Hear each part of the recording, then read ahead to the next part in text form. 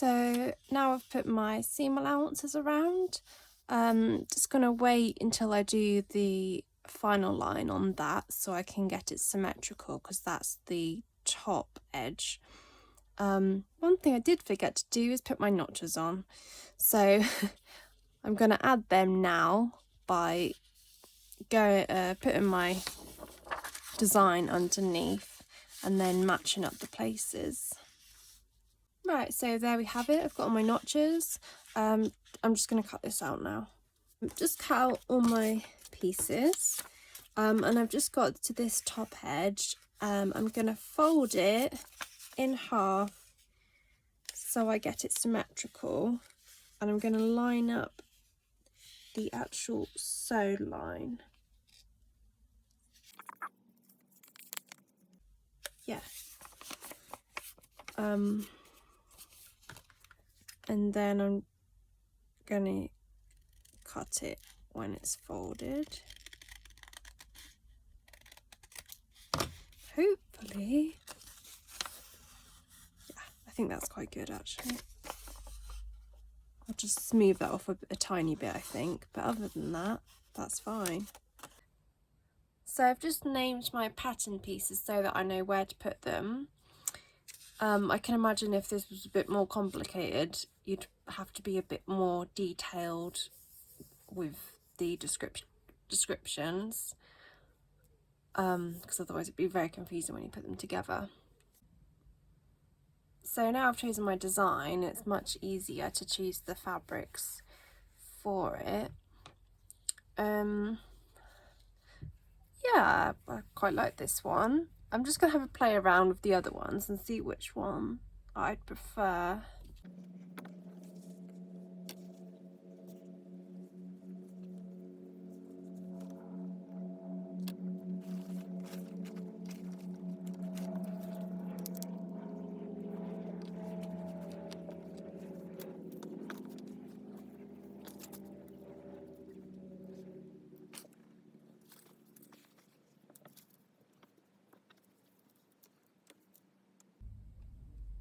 I thought I would prefer this really light, I don't even know what it is actually, what colour is it? Like a very light grey, bluey grey for the sky area, but actually I do quite like this, the gold shimmer one. And I think it goes nicely with this one too. I do really love this. So shall I go for it? Shall I use this? I think I'm gonna have to. I'm just gonna have to see how it goes. I'll try, what does the denim look like? Like that. Oh, I don't know. It's not quite the same. I definitely prefer that tone, that colour, and also the pattern. I think, do you know what? I think I'm gonna go for this design. I'm gonna see how it goes. This may or may not turn out well, I don't know. But it's all about trying, about getting creative and just giving it a go and see how it goes. Another thing I just need to do is put my grain lines on. So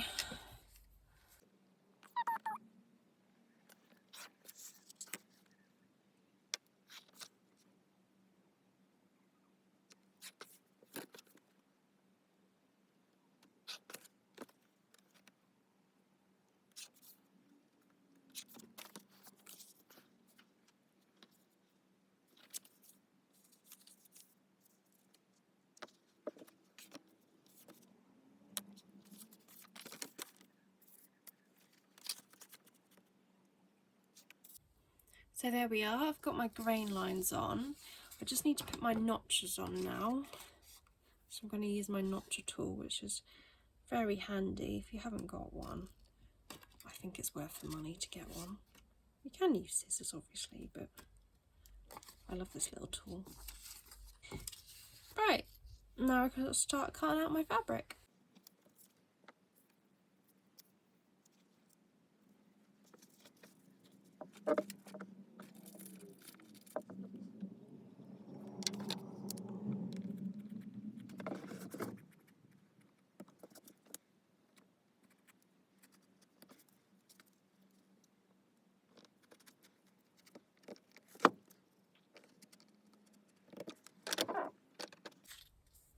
Now here I could decide what placement I want. I think I would definitely want a bit of green and yellow. So I'm going to move it over a little bit. Yeah, that looks good. Right, so I have actually decided to swap my fabric from this style to the denim chambray, as I think this could definitely cause problems, and especially on this tight area there. And I thought it might be a bit weird if just one panel that's thicker just kind of sticking out a bit more than the others. So yeah, I've changed that, and I've also found a good size amount, but a scrap of this jersey viscose, which I'm going to be using for the rest of the knicker, I've decided, and I think that really kind of brings out the colours nicely.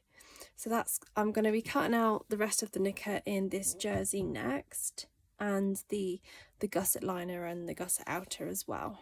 Right, so I've cut out the back, so this is the back piece to the hipster willow pattern, and then I've cut out these front sides, the outer gusset and the gusset lining.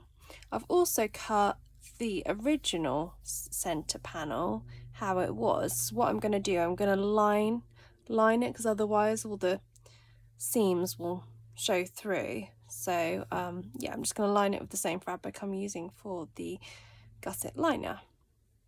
Right, so the way I'm going to put this together, I think I'm going to connect this seam first, and then the top panel, and then the bottom. I think that will be the easiest way.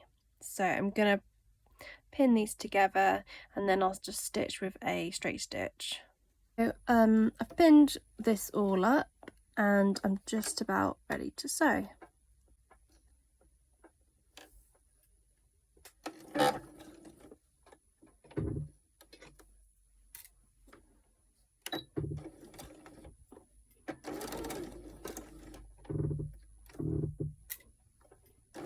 Right, so that's it looks okay. Let's pin this next one on.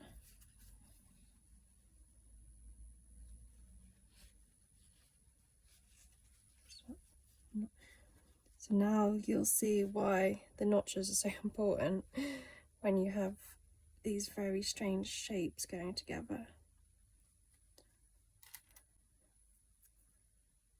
Always put your notches together first.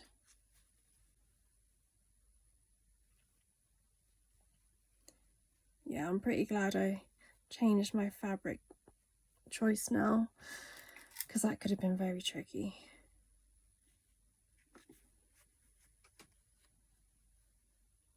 This definitely takes a bit of easing.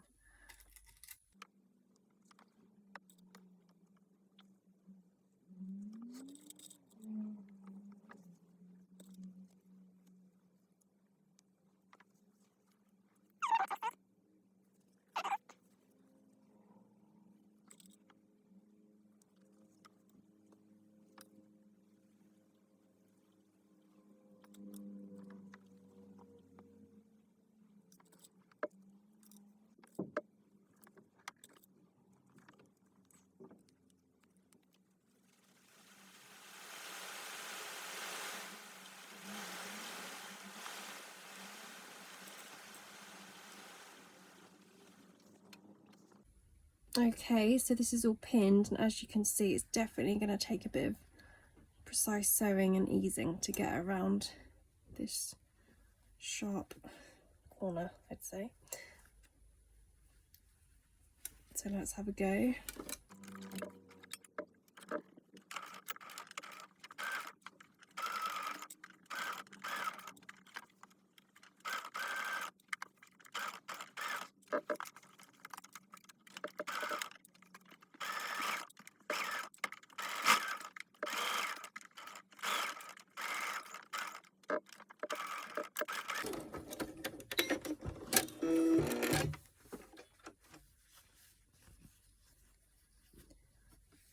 that's not too bad. Tiny pucker, but I don't think it's, no, it's, I think if that was ironed, that would look okay. But as you can see, it's, if that was any sharper, that would cause a lot more problems than it has done. Right, cool. So now I'm going to put the top one on, and yeah, just do that in the same way. Ease it on, find the notches.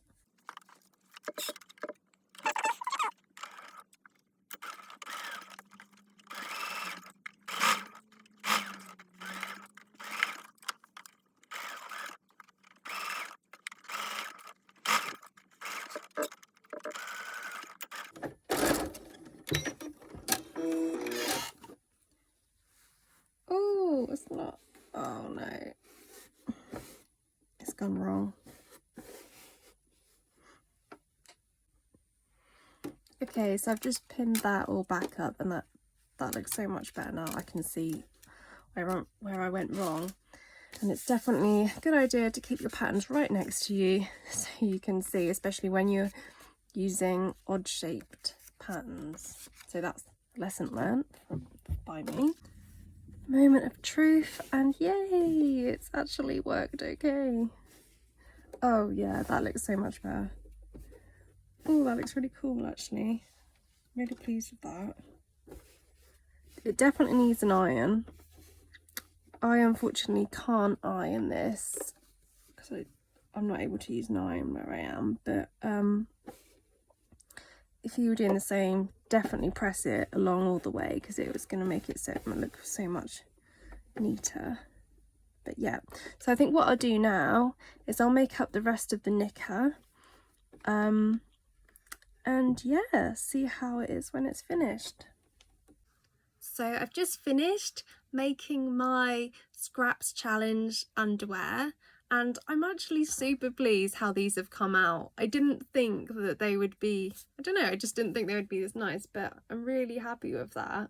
I've used fold over elastic, so I've cut the seam allowance off because I thought that would go better. I didn't really think, they're not really a frilly knicker, they're more of like a bold kind of patchwork knicker.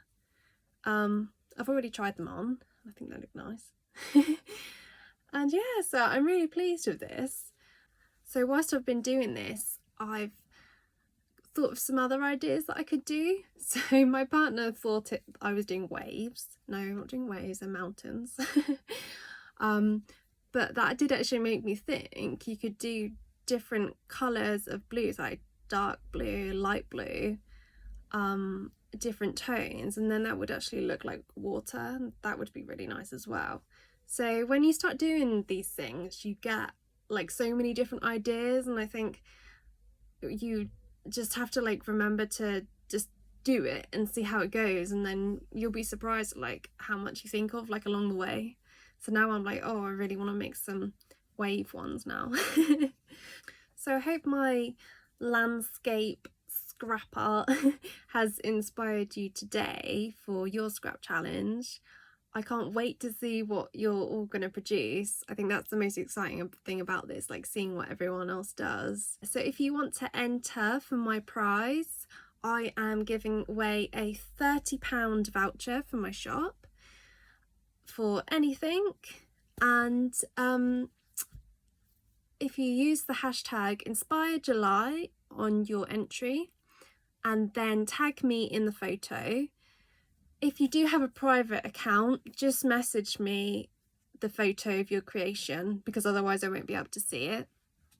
So thank you for watching my tutorial today, and like I said, I'm really excited to see what you're all going to get up to.